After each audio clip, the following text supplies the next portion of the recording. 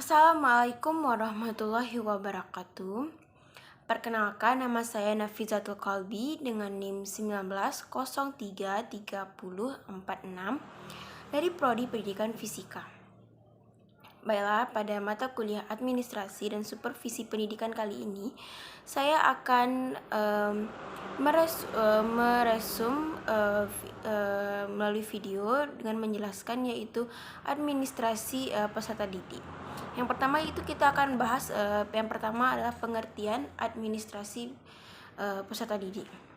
Administrasi merupakan proses yang dilakukan oleh suatu personil atau kelompok dalam suatu organisasi untuk mencapai tujuan organisasi tersebut. Sedangkan peserta didik atau murid atau siswa di dalam KBBI dalam kurung Nur Hasanah tahun 2007 halaman 345, dia menyatakan bahwa berarti orang atau anak yang sedang berguru atau belajar bersekolah. Jadi dapat disimpulkan secara ringkas bahwa administrasi peserta didik adalah suatu proses yang dilakukan oleh suatu personil atau kelompok dalam upaya mengelola peserta didik atau siswa untuk mencapai tujuan pendidikan. Selanjutnya mengenai pengertian dan konsep administrasi peserta didik.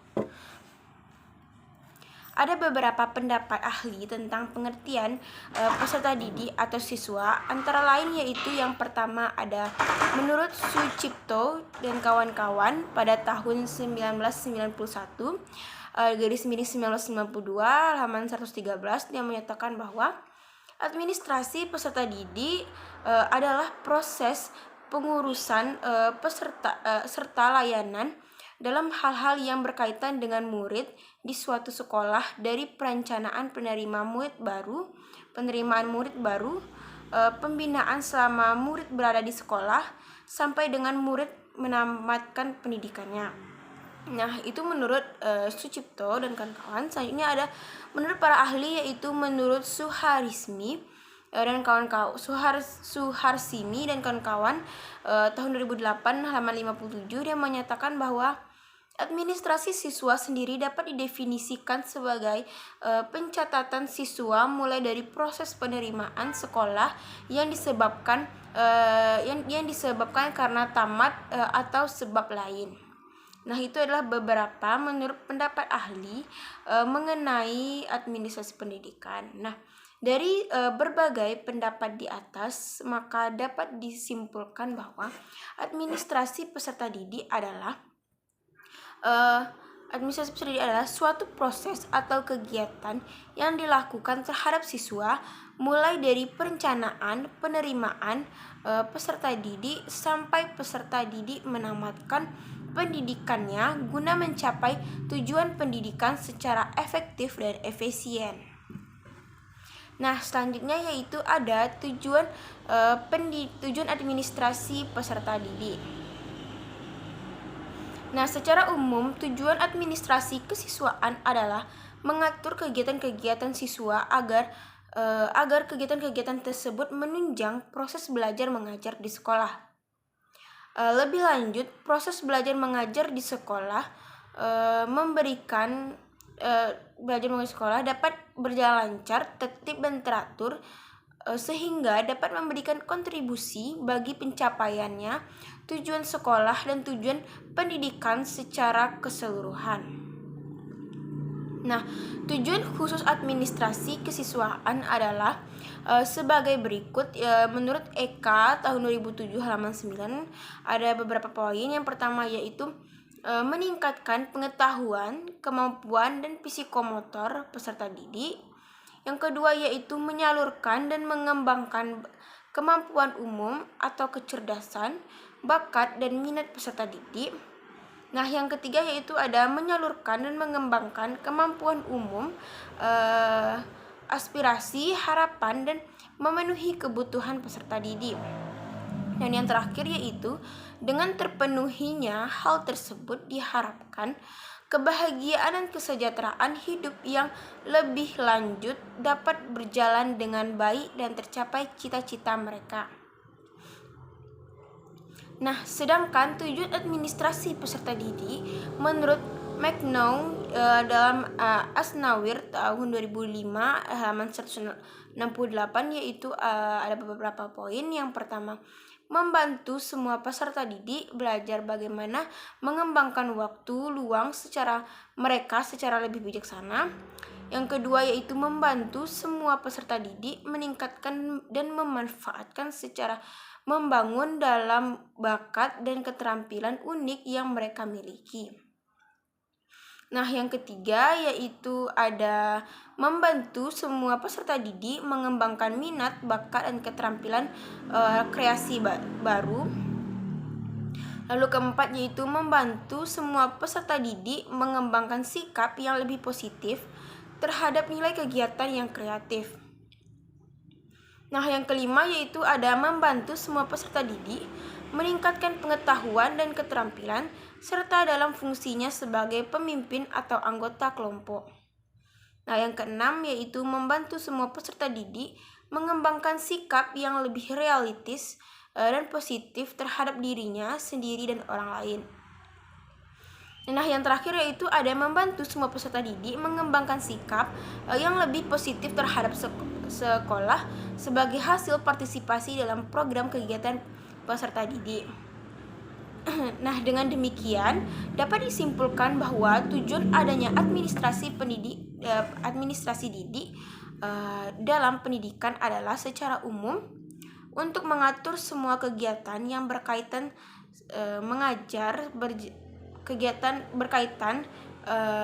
peserta didik agar proses belajar mengajar berjalan secara efektif dan efisien, sehingga tujuan pendidikan dapat tercapai dengan maksimal. Itu tujuan secara umum. Nah, sedangkan tujuan secara khususnya yaitu adalah membantu peserta didik meningkatkan dan mengembangkan sikap, pengetahuan, kemampuan, dan keterampilan terhadap suatu hal, membantu peserta didik mengembangkan minat, bakat sesuai kebutuhannya, membantu peserta didik mengembangkan sikap positif dan realistis, membantu peserta didik menggunakan waktu luangnya, dan membantu peserta didik untuk memperoleh kebahagiaan dan kesejahteraan hidupnya dengan tercapainya dan terlaksanaannya pendidikan secara maksimal. Nah, itulah tadi tujuan dari administrasi peserta didik. Selanjutnya yaitu adalah proses peserta didik. Nah, pada proses peserta didik ini menurut Sutisna adapun proses administrasi peserta didik yaitu yang pertama, perencanaan dan penerimaan siswa baru. Dalam perencanaan ada beberapa kegiatan, yaitu yang pertama, penetapan daya tampung sekolah dapat dilakukan dengan formulanya yaitu DYT sama dengan BB kali MB kurang ATK. Nah, DYT itu daya tampung, BB berat banyaknya bangku, MB muatan bangku, dan ATK yaitu anak tinggal kelas. Lalu ada penetapan syarat calon siswa, ada penetapan panitia penerimaan siswa baru, lalu yang kedua ada orientasi siswa baru, dan yang ketiga ada pengaturan disiplin dan tata tertib sekolah. Nah, yang keempat ada pembinaan kesiswaan. Sedangkan menurut Sucipto dan kawan-kawan pada tahun 1991 atau 1992 pada halaman 48 dia menyatakan bahwa proses-proses dari administrasi murid adalah yang pertama, penerimaan murid. Adapun kegiatannya adalah penetapan daya tampung, penetapan syarat-syarat murid, dan pembentukan panitia atau petugas penerimaan murid baru. Nah, yang kedua, pembinaan murid. Adapun kegiatannya adalah orientasi untuk murid baru, peraturan kehadiran murid, pencatatan murid di kelas, dan lalu ada promosi dan mutasi serta pemberhentian murid dari sekolah. Itulah prosesnya menurut para ahli. Selanjutnya yaitu ada instrumen administrasi peserta didik. Nah, menurut untuk mempermudah dan memperlancar jalannya administrasi kesiswaan, maka perlu ditunjang oleh berbagai instrumen atau alat kelengkapan yang diperlukan. Nah, menurut Suryo Subroto pada tahun 2004 halaman 80-81 dia menyatakan ada beberapa poin mengenai instrumen ini. Yang pertama yaitu buku induk. Buku induk merupakan buku pokok, lalu ada buku klaper, ini berfungsi untuk membantu buku induk memuat data murid yang penting-penting. Lalu ada buku atau daftar keadaan siswa, ini menggambarkan keadaan jumlah keseluruhan siswa di sekolah. Lalu ada daftar hadir siswa. Lalu ada file penyimpanan berkas siswa yang sifatnya terlepas perlu diarsipkan diarsipkan dengan baik oleh siswa sekolah, misalnya fotokopi STB, akte kelahiran dan sebagainya. Lalu kalau menurut Manca dalam Ansawir tahun 2005 halaman 170 yang menyatakan instrumen yang diperlukan dalam administrasi siswa yaitu ada buku induk siswa, buku klaper, daftar keadaan siswa, buku mutasi serta pencatatan kehadiran siswa seperti papan absensi harian siswa, buku absensi, lalu ada rekapitulasi absensi siswa. Nah, contohnya yaitu buku induk itu ada NIS, ada NISN, ada nama lengkap, tempat tanggal lahir, jenis kelamin, alamat, serta nama orang tua dan jumlah saudara. Dan lalu ada keterangan orang tua, ada keterangan wali. Nah, itu tadi instrumennya. Selanjutnya itu ada peran guru dalam administrasi peserta didik. Menurut Sucipto dan kawan-kawan, peran guru dalam administrasi murid itu ada beberapa poin. Yang pertama, sebagai panitia penerimaan murid baru. Yang kedua, agar dapat beradaptasi cepat dengan lingkungan sekolah. Yang ketiga, mencatat setiap kehadiran murid. Yang keempat, menciptakan suasana yang menimbulkan motivasi untuk siswa berprestasi lebih tinggi lagi. Dan yang terakhir ada menciptakan disiplin sekolah atau kelas yang baik. Itu menurut Sucipto. Selanjutnya itu ada menurut Sutisna, yaitu ada beberapa poin juga. Yang pertama ada menyeleksi siswa, menyelenggarakan pembelajaran, mengontrol kehadiran siswa, melakukan uji kompetensi akademik atau kejujuran, serta melaksanakan bimbingan karir serta penelusuran lulusan. Nah, itulah tadi penjelasan mengenai administrasi peserta didik.